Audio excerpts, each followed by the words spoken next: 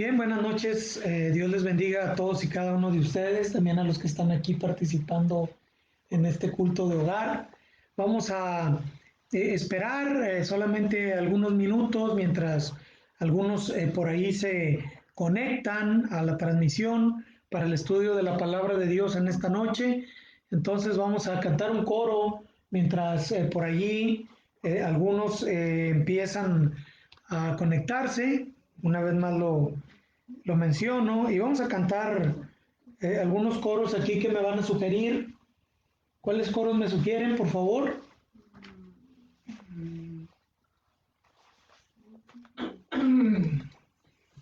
Muy bien, entonces vamos a cantar Quédate Señor en cada corazón. Es el número 11. Quédate Señor en cada corazón.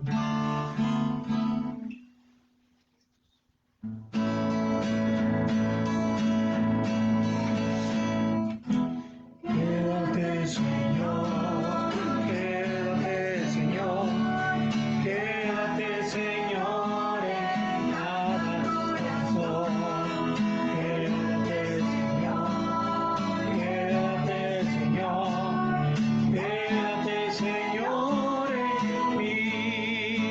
Oh Cristo mío, haz de mi alma un altar para adorarte con devoción, para beber de las aguas de la vida y así saciar mi pobre corazón. Amén, amén. ¿Uno más? Vamos a cantar a Ciertamente volverán los redimidos de Jehová.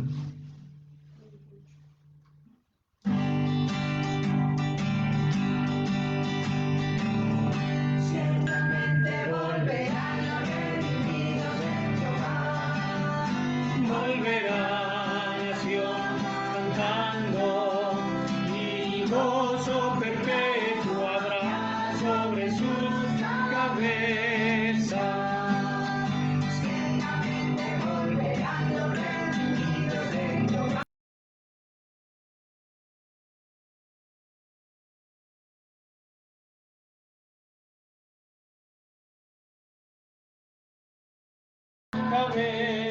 Cabezas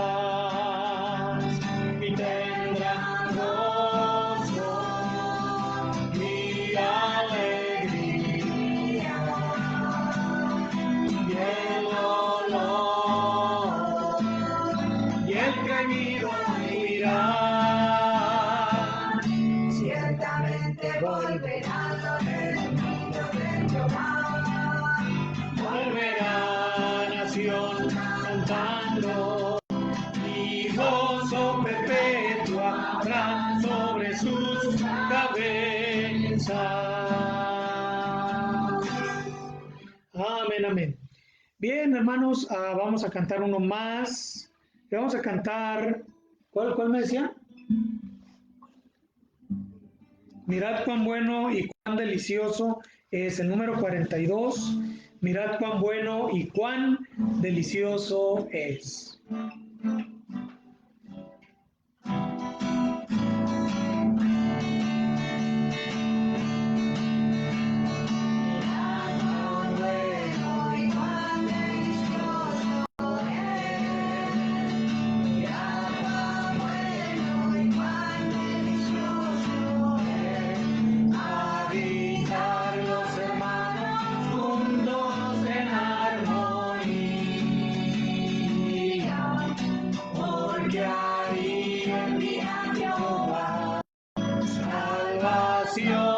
Y vida eterna, porque ahí envía Jehová bendición, porque ahí envía Jehová salvación y vida eterna, porque ahí envía Jehová bendición. Amén, amén.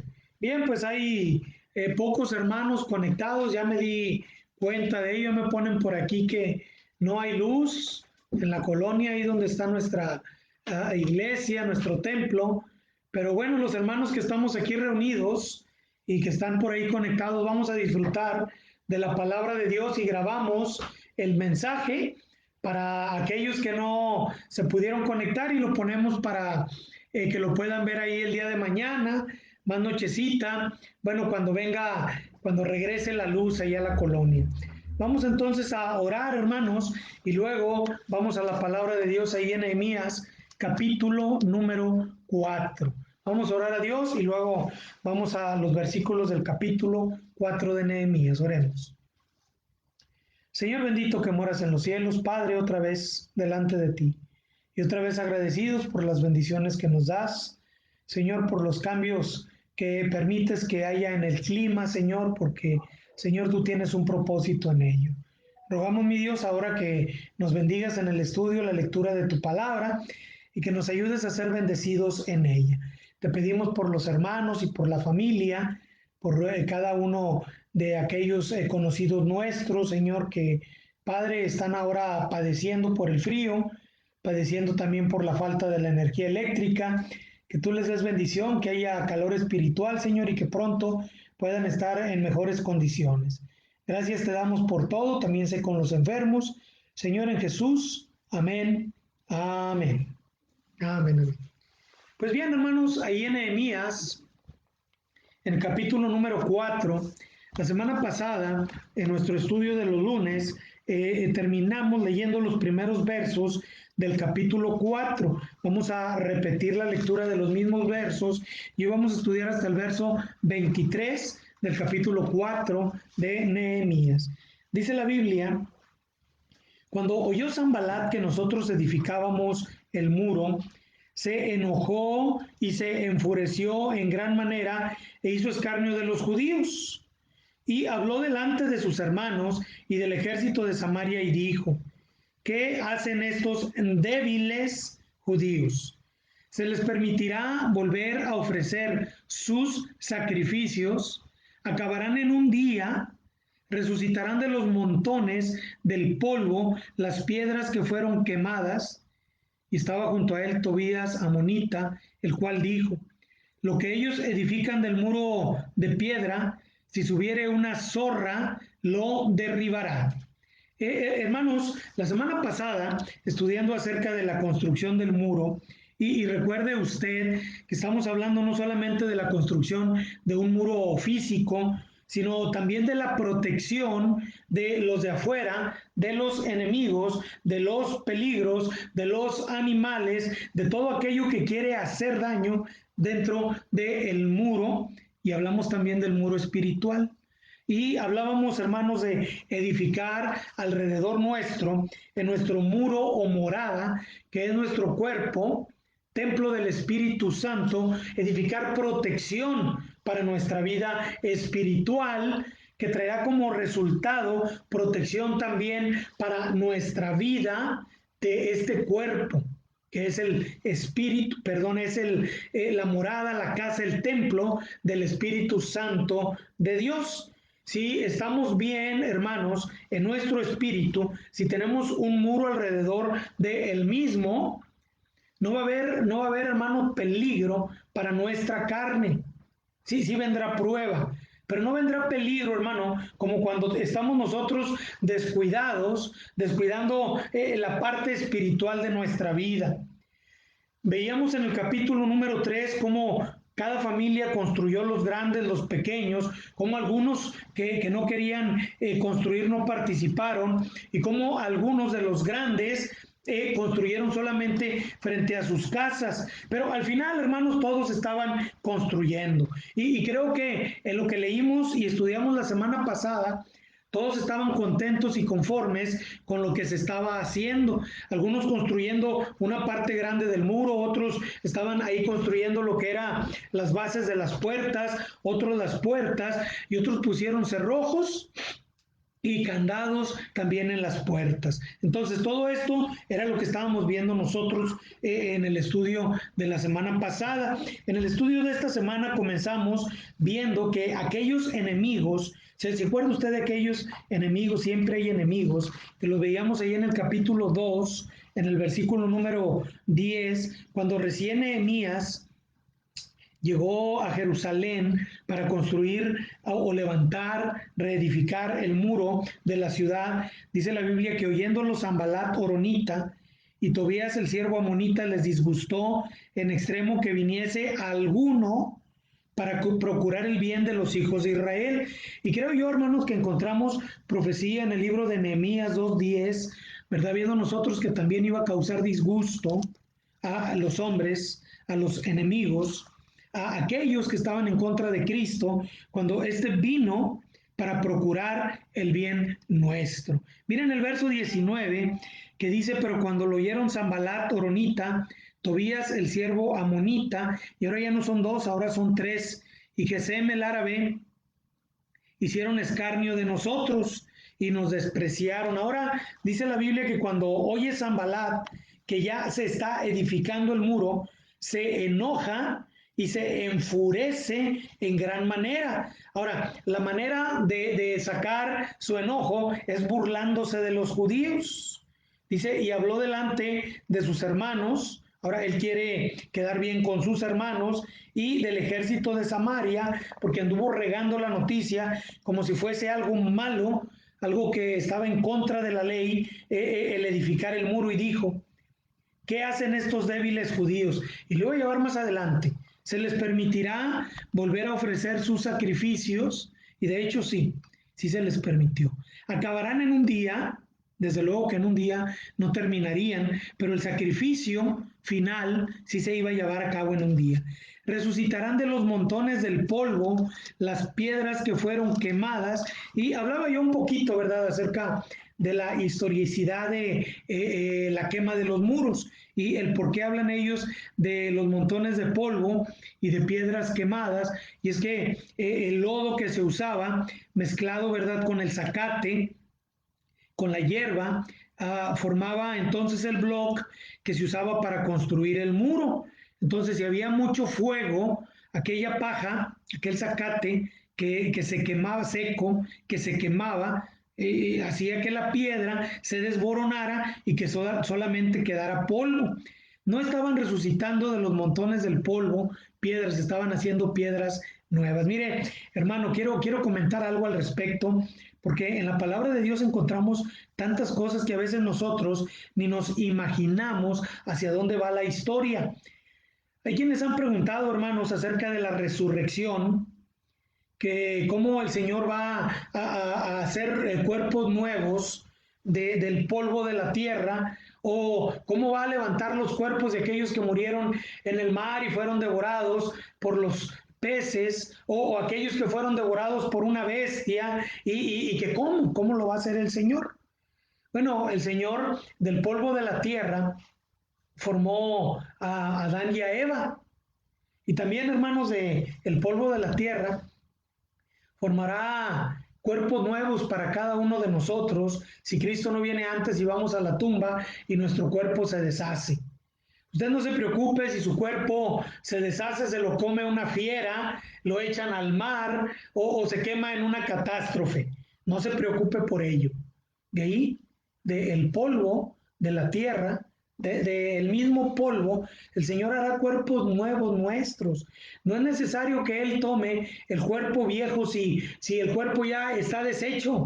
Él puede hacer un cuerpo nuevo para nosotros y hará un cuerpo nuevo de todos aquellos creyentes que muriendo en Cristo están esperando la resurrección el día que Cristo venga en las nubes por su iglesia. Entonces, podemos por ahí subrayar este texto: resucitará de los montones del polvo las piedras que fueron quemadas, y recordar, ¿verdad?, que el Señor lo hará.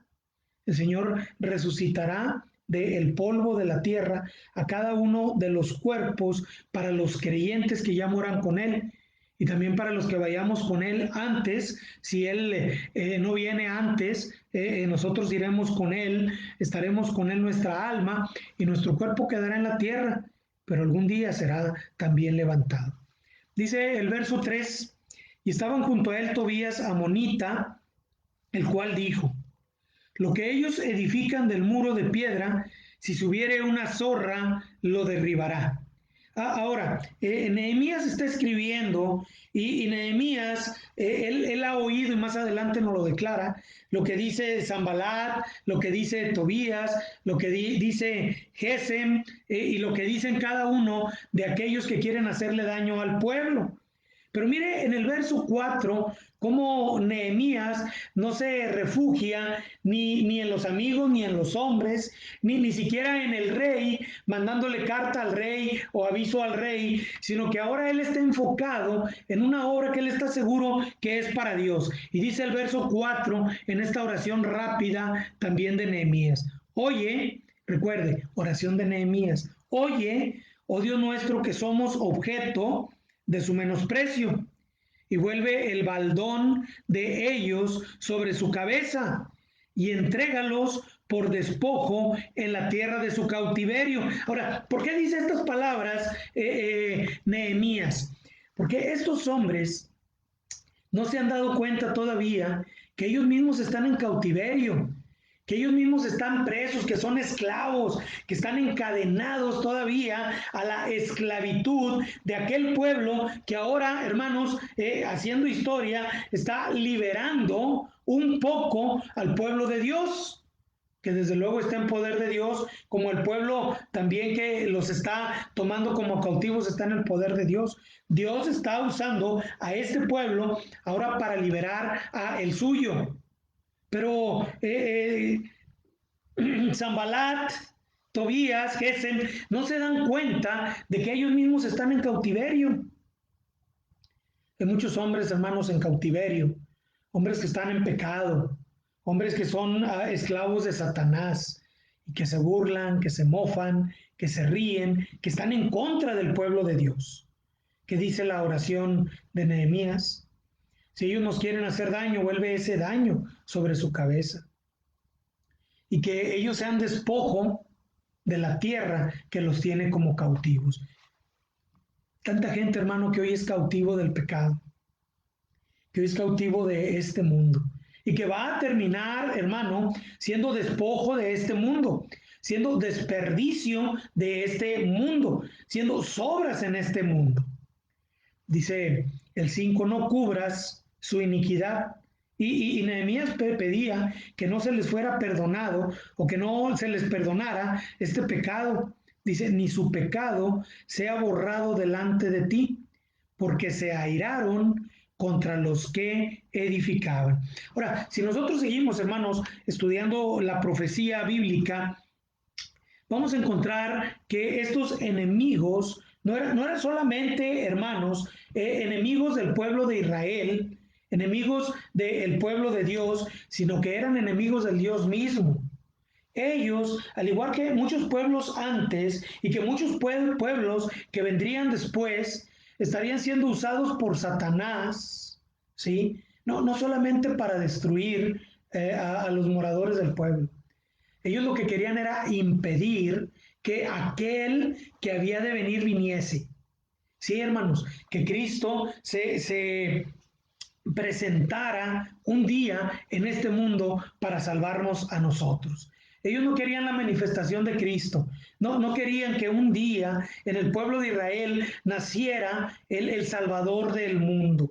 Y de aquí, hermano, el pecado que no tiene perdón, hermano. El pecado que no tiene perdón es el pecado de la blasfemia contra el Espíritu Santo, la incredulidad acerca del sacrificio de Cristo por la humanidad. Alguno diría, ¿y por qué? ¿Por qué es esta petición de no cubrir ese pecado, de no perdonar ese pecado?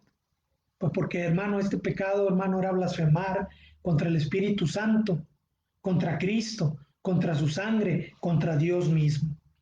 Dice el verso 6, edificamos pues el muro y toda la muralla fue terminada hasta la mitad de su altura, porque el pueblo tuvo ánimo para trabajar. Y la semana pasada, hermanos, cuando yo hablaba acerca de la edificación del muro y de cómo hay un resumen, ¿verdad?, de medio término o a la mitad del proyecto, se habla de que la muralla está hasta la mitad y decíamos que una barda hasta la mitad no nos sirve para nada. Trabajo en vano, trabajo de oquis, esfuerzo que no valió la pena, porque la muralla hay que construirla hasta arriba, hasta donde dé seguridad, hasta donde más nos alcance para estar nosotros seguros dentro de ella. Y dice la Biblia, dice la palabra de Dios, dice Nehemías, edificamos y se terminó toda, pero hasta la mitad, porque el pueblo tuvo ánimo para trabajar. Gracias a Dios, ¿verdad? Quienes están en un proyecto y están a la mitad, pero hay que terminar. Porque cuando la muralla estaba a la mitad, mire lo que dice el verso 7. Aconteció que oyendo Sanbalat y Tobías y los árabes y los amonitas y los de Asdod, va creciendo, hermanos, va aumentando el trabajo, va cambiando tu vida, vas madurando espiritualmente, vas construyendo defensas alrededor de ti y son más los que van contra ti.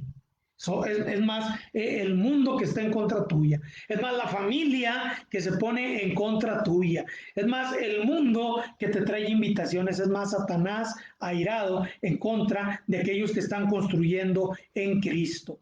Recuerda, primero era Sanbalat, luego Tobías, luego Gesem el árabe, sí, luego ahora más árabes y ahora más amonitas, ahora también los de Asdod. Y es que recuerde que la semana pasada le decía que cuando los pueblos fueron llevados cautivos, primero por Asiria, luego por Babilonia, y después que Asiria liberó, llegaron el lugar de Jerusalén, al lugar de Judea, al lugar de Israel, muchas familias ya mezcladas, o familias que no eran judías y que en ese tiempo, en esos 70 años, empezaron a mezclarse también con judíos.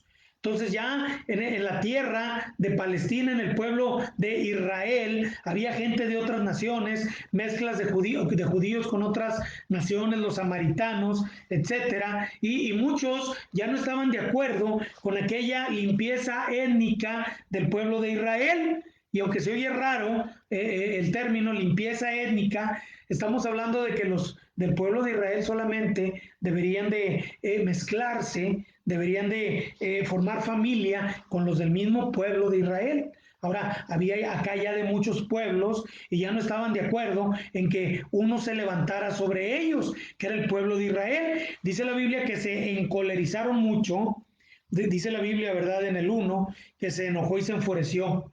Pero luego acá en el 7, 4:7 dice, se encolerizaron mucho. Ahora, cuando hay cólera, como lo hemos visto muchas veces, la cólera lleva al homicidio. Ahora están hablando de matar gente, de entrar y hacer daño, ya no solamente sobre los bienes, sino también sobre las vidas de las personas. Dice, y conspiraron todos a una, o sea, hicieron un solo plan entre todos para venir a atacar a Jerusalén y hacerle daño. ¿Sabe usted, mi hermano? Y usted debe tener mucho cuidado con eso. Lo que le voy a decir lo va a poner también a pensar. Hay gente que está pensando en hacerle daño a usted solamente porque es un creyente. No estamos nosotros en una situación de paranoia. Todos nos quieren hacer daño, todos. No. Pero dice la Biblia, hermano, que cuando usted está construyendo su vida espiritualmente, cuando usted está edificando, cuando usted está viviendo en las obras preparadas de antemano para los que hemos creído en Cristo, va a haber ataques. Va a haber gente que va a querer hacerle daño. ¿Qué hacemos? Huimos, nos escondemos, renunciamos a la lucha. Dice la Biblia en el versículo 4 que Nehemías, como lo vimos antes, había orado a Dios. Pero dice el versículo 9, entonces oramos a nuestro Dios. Entonces oramos a nuestro Dios. Ya no está hablando Nehemías de una oración particular, ahora está hablando de una oración grupal, de una oración extensiva de todo el pueblo hacia Dios. Dice, y por causa de ellos, por causa de todo lo que ellos oían, pusimos guarda contra ellos de día y de noche. ¿Qué es la guarda contra el enemigo de día y de noche? Es velar constantemente en la vida espiritual de cada uno para no caer en las garras del enemigo. Dice la Biblia que debemos de vestirnos de toda la armadura de Dios, de toda la armadura de Dios, para poder resistir los ataques de Satanás. Debemos, hermanos, de vestirnos con el Espíritu Santo de Dios, con la palabra de Dios, con el apresto de la verdad, con la coraza de justicia, con el calzado, hermano, que no es otra cosa que la predicación del Evangelio. Esto es una preparación espiritual para poder resistir los ataques del enemigo. Dice la Biblia que después de que oraron, pusieron guardias contra los ataques de los enemigos de día y de noche. ¿Sabe usted, hermano, que no importa que el enemigo no ataque? Ahora lo vamos a ver adelante, va a ver que sí. Nosotros debemos estar preparados para los ataques del enemigo. Siempre, porque siempre, hermano, estamos nosotros expuestos. Dice la Biblia que Satanás anda como león rugiente alrededor de nosotros, buscando a quien devorar. Entonces siempre, hermanos, debemos estar prestos contra los ataques del enemigo. Ahora, no solamente, hermano, viene el desánimo de los de afuera, vienen las palabras de los de afuera, sino que muchas veces también viene de los de adentro. Mire que estamos hablando de lo que decían Sanbalat y los árabes, pero mire el verso número 10. Y dijo Judá, las fuerzas de los acarreadores se han debilitado y el escombro es mucho y no podemos edificar el muro. Ahora, aquí hay de dos. Nos estamos cansando, nos faltan hombres, es mucho el escombro que hay que mover. Acuérdese usted que los muros, y eran muros grandes, no era una barda de bloc de las que tenemos hoy nosotros, eran muros grandes, de blocs grandes, que habían sido derribados, que estaban tirados a los lados de los muros, que tal vez había que mover todo lo que estaba ahí para volver a cimentar y volver a levantar. Era mucho trabajo, pero había de dos, o ahí la dejamos o le damos para adelante. ¿Se acuerda, verdad, que yo le decía cuando íbamos a poner la placa, la losa ahí en el templo, y que llegamos con la madera y algunos de los materiales, y cuando subimos al techo, que nos habían robado toda la varilla, el alambre y todo lo que ocupábamos para la placa? Nos robaron mucho dinero en materiales, entonces yo bajé y les dije a los hermanos, porque yo fui el primero que subí, fui el primero que llegando subía allá arriba, ¿verdad? Para ver lo que íbamos a hacer y ya no había material. Llegamos con la madera para simbrar y ya no teníamos varilla, no teníamos alambre, nos faltaban muchas cosas, herramientas que nos habían robado. Y yo les dije a los hermanos, pues entonces aquí terminamos, hermanos, la obra, ahí la dejamos mejor. Pero vino el ánimo de todos los demás, que yo sabía, yo hablaba realmente de forma retórica para escuchar la respuesta de los hermanos. Y la respuesta de los hermanos que estaban ahí fue, hermano, pues hay que ir a comprar más varilla y más alambre y ponernos a trabajar. Hay una de dos, o parar la obra o seguir adelante. Ahora, si paran la obra, si ellos paran la obra, ahí sigue el escombro. Ahora sí, cualquier zorra que se suba va a tirar lo que está por allí, los enemigos van a poder cruzar, vamos a estar indefensos y de nada va a haber aquel esfuerzo que hicimos haber servido. Pero mire lo que dice a la Biblia. Bueno, primero el 11, porque vamos a atar lo que dice Judá, lo que dice el pueblo, con lo que dicen los enemigos. Judá dice, estamos débiles, es mucha la obra y no vamos a poder acabar. Dice, y nuestros enemigos dijeron, no sepan ni vean hasta que entremos en medio de ellos y los matemos y hagamos cesar la obra. Ahora, aquí está la situación muy sencilla. Si la obra se queda hasta allí, fácil, los enemigos entran, cruzan, el muro y te matan. Así dice, que no sepan, entramos, los matamos y se detiene la obra. Pero siempre hay un pero, y qué bueno que en esta historia hay un pero. Pero sucedió que cuando venían los judíos que habitaban entre ellos, familiares, nos decían hasta 10 veces, o sea, nos contaban mucho más todavía de lo que oían, de todos los lugares de donde volviereis, ellos caerán sobre vosotros. O sea, les advertían, les decían, si vienes de allá, ellos van a caer, si vienes de acá, ellos van a caer sobre ti. Entonces, por las partes bajas del lugar, detrás del muro y en los sitios abiertos, puse al pueblo por familias, con sus espadas, con sus lanzas y con sus arcos. Qué bonito este texto, hermanos, para una conferencia de la familia, ¿no?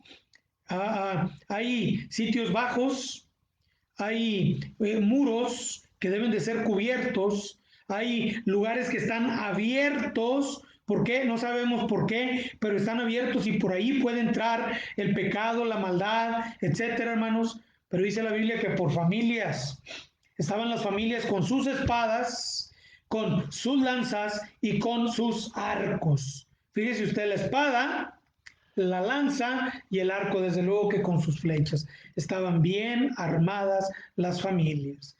Tenían su Biblia, tenían sus cantos, tenían sus oraciones, tenían su lectura. Familias preparadas, hermanos. Familias preparadas ante cualquier ataque del diablo.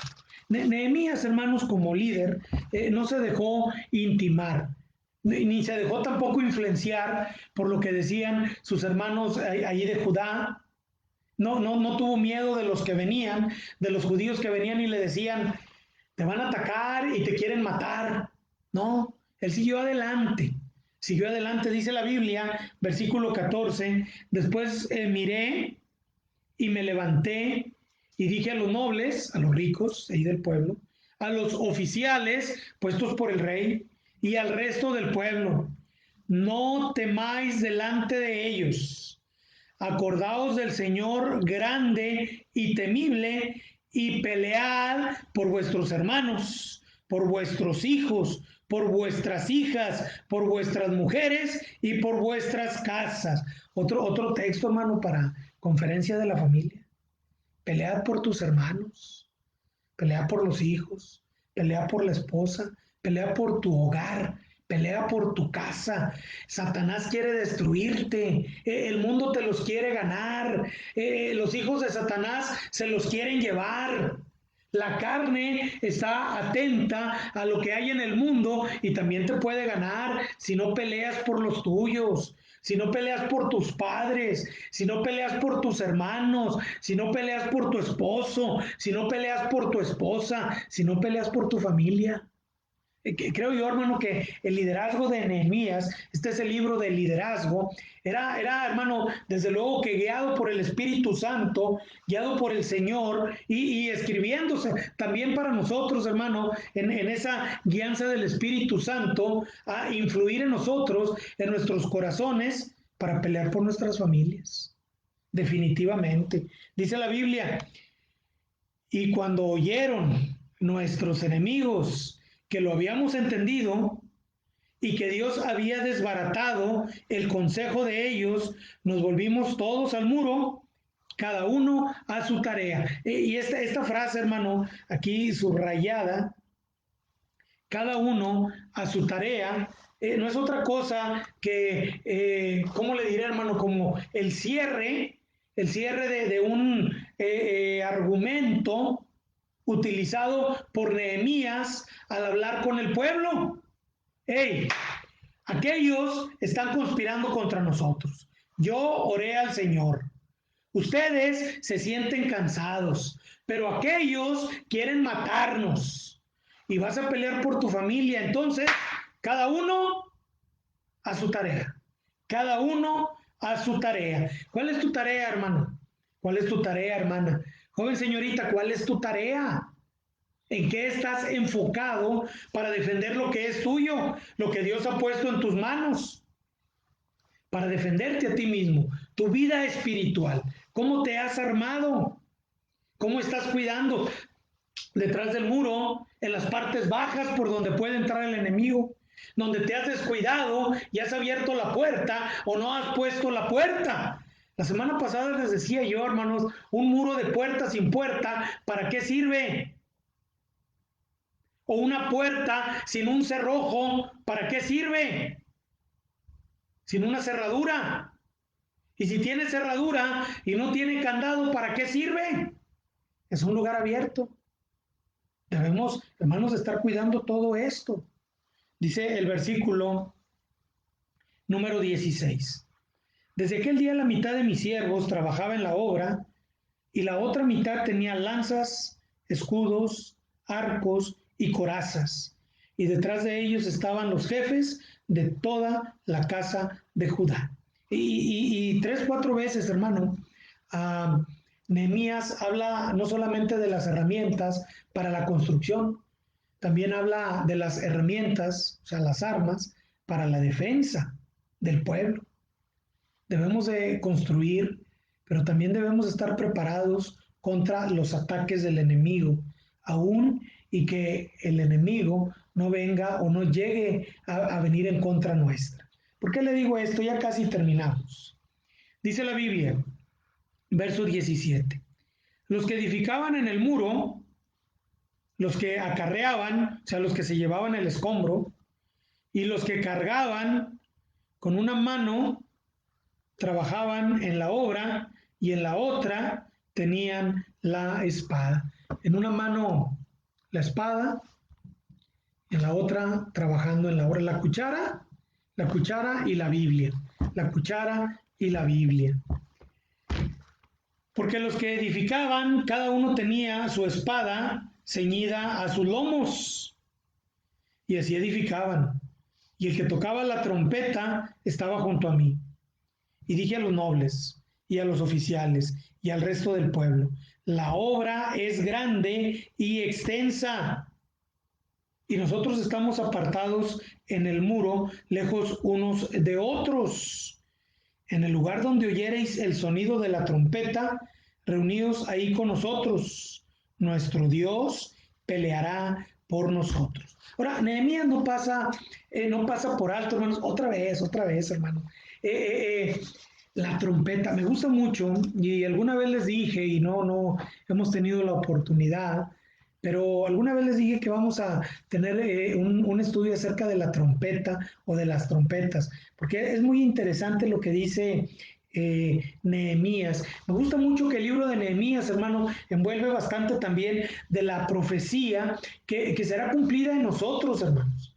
Dice que donde él estaba, el de la trompeta estaba con él.